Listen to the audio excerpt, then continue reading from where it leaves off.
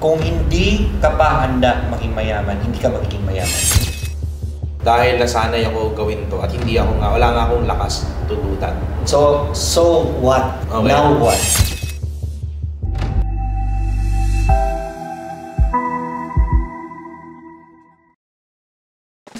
Kung hindi ka pa handa maging mayaman, hindi ka magiging mayaman. What I mean is, dapat alam mo sa sarili mo na ikaw yung problema.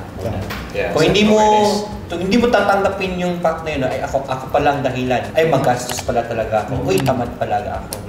And gusto mo talagang yumaman at magbago. Hindi papasok sa iyo yung mga messages na yun.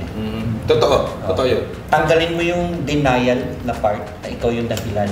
You have to really accept na ikaw yung dahilan. Kasi nagiging rason ng mga taong to is, ito kasi naging background ko eh. Nahihirapan akong to decide to do this. Ang hirap ng background ko dahil nasanay ako gawin to at hindi ako wala nga akong lakas to do that. So what? Okay. Now what? 4 powerful words that I've learned. So what? Saan ka galing? Ay, galing ako sa panghirap family. Ganito ako lumaki. So what?